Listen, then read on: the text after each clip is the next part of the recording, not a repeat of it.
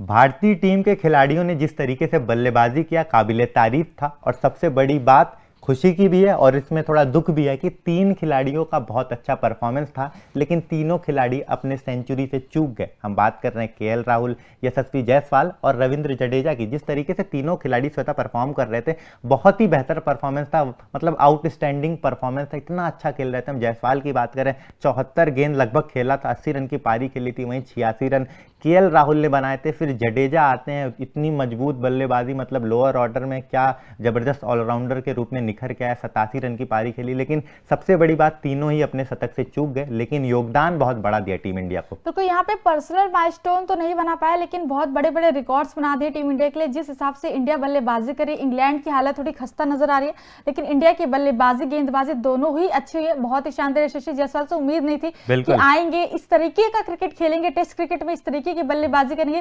KL Rahul से तो हमें उम्मीद थी कि भाई केएल राहुल का फॉर्म बहुत अच्छा चल रहा है, एशिया कप से वो रन बनाएंगे ही बनाएंगे। लेकिन जडेजा जो कि बैटिंग में इतना कंट्रीब्यूट नहीं कर पाए थे टीम इंडिया के लिए, बॉलिंग बहुत अच्छी कर रहे थे, लेकिन बैटिंग काफी लंबे टाइम से हमने इतनी अच्छी उनकी नहीं देखी, ना ही टेस्ट में, ना ही ओडीआई में, ना ही टी20 में, तीनों ही फॉर्मेट में इतनी अच्छी बल्लेबाजी नहीं देखने को मिलती। हम बात भी कर रहे थे कि जडेजा की फॉर्म थोड़ी ऊपर नीचे चल रही बल्लेबाजी में, लेकिन आज जडेजा ने भी प्रूव कर दिया, बहुत ही कमाल की बल्लेबाजी करी है सारे ही बल्लेबाजों ने। बिल्कुल, और जिस तरीके से केएल राहुल ने बल्लेबाजी की, एक उन्होंने रिकॉर्ड भी बनाया कि उनके जो टेस्ट क्रिकेट में भारतीय मैदान में 1000 रन भी पूरे हो गए, एक उपलब्धि थी। लेकिन एक दुख इस बात का रहेगा सभी फैंस को कि तीनों ही खिलाड़ी अपने सेंचुरी से चूक गए। और जिस तरीके से आप बता रही थी, जडेजा बहुत अच्छा, मतलब किसी को उम्मीद नहीं थी, पर्सनली मुझे नहीं लग रहा था, मैंने सोचा भी नहीं था कि जडेजा मतलब सेंचुरी के इतना करीब पहुंचेंगे और इस तरीके का परफॉर्मेंस करेंगे। यही लगता है कि मतलब जडेजा ऑब्वियसली बहुत अच्छा अच्छा कारनामा कर चुके हैं, बहुत अच्छा अच्छा परफॉर्मेंस दे चुके हैं, लेकिन अगर पिछले मुकाबले उनके देखे जाए तो मतलब उनसे लोगों की उतनी उम्मीद नहीं थी। ऑलराउंडर है, यही होता है, ऑलराउंडर से ये उम्मीद होता है कि एक अच्छे एंड तक ले जाएं, 40-50 रन भी जोड़ देते हैं तो बहुत बड़ी बात होती है। हम अभी अक्षर पटेल की भी तारीफ करेंगे, 44 रन एक ऑलराउंडर बनाता है तो एक बहुत बड़ी उपलब्धि होती है, बहुत अच्छा रन होता है। बिल्कुल, अपने पारी के बाद केएल राहुल ने एक स्टेटमेंट दी है, फ्लेक्सिबिलिटी की बात उन्होंने करी है कि भाई किस हिसाब से टॉप ऑर्डर में खेलते थे, फिर मिडिल ऑर्डर में शिफ्ट किया गया। तो एक बार चलिए केएल राहुल की स्टेटमेंट पे जरा नजर डालते हैं। मध्य क्रम में बल्लेबाजी का आनंद ले रहा हूं, मैंने लंबे समय तक शीर्ष क्रम में बल्लेबाजी का आनंद लिया, लेकिन यहां आपको अपने पैर ऊपर रखने के लिए कुछ समय मिलता है, ये देखने के लिए कि गेंद क्या कर रही है, गेंदबाज क्या कर रहे हैं, और आपको अपनी पारी की योजना बनाने का समय मिलता है।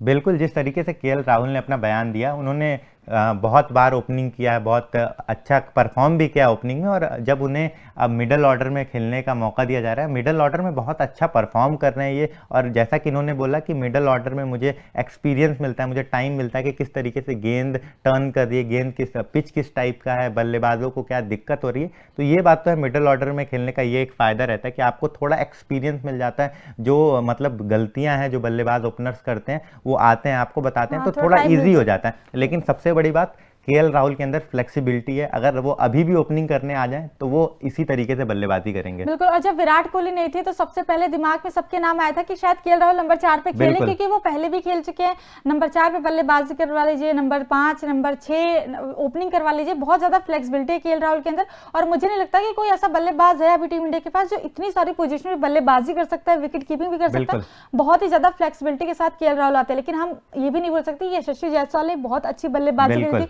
जिस हिसाब से उन्होंने बल्लेबाजी करी है, क्योंकि ज्यादा टेस्ट का मतलब एक्सपीरियंस उनके पास है नहीं। वेस्ट इंडीज में खेला, फिर साउथ अफ्रीका में खेला, उसके बाद से अब इंडिया में खेल रहे हैं वो टेस्ट, तो बहुत ही ज्यादा प्राउड की बात उनके लिए भी होगी कि इतने यंग एज में उन्होंने टी20 में भी अपनी जगह फिक्स कर ली, काइंड ऑफ हम कह सकते हैं कि टेस्ट में भी ओपनिंग में अपना स्लॉट बुक कर लिया। एक बार उनकी भी स्टेटमेंट पे जरा नजर डालेंगे यहाँ पर।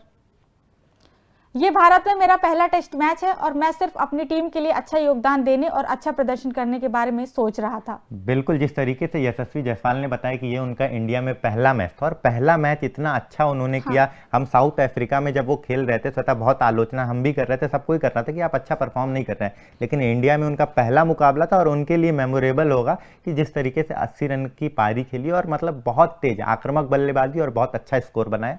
बस उनको भी एक बात का गम होगा, दुख होगा कि सेंचुरी नहीं बना पाए। भाई उनकी भी सेंचुरी मिस हो गई, लेकिन जिस हिसाब से उन्होंने पारी खेली है, एक बोलते हैं ना कि टेस्ट क्रिकेट में आप रोमांच भर देते अपनी पारी से, एंटरटेनिंग पारी जिसे कहते हैं, वो एंटरटेनिंग पारी खेली। जब तक जायसवाल खेल रहे थे लगी नहीं था हम टेस्ट देख रहे हैं, मुझे तो बहुत मजा आ रहा था देखने में मुकाबला, जब तक वो बल्लेबाजी कर रहे थे। लेकिन खैर सेंचुरी उनकी नहीं हो पाई, लेकिन वो चीज स्टार्ट बढ़िया दिया था अच्छी दी थी। फिलहाल आपका इस पूरी खबर पे क्या कहना है कमेंट सेक्शन में कमेंट करके मैं जरूर बताएं, और साथ ही साथ तूफान स्पोर्ट्स को लाइक शेयर सब्सक्राइब करना बिल्कुल भी ना भूलें।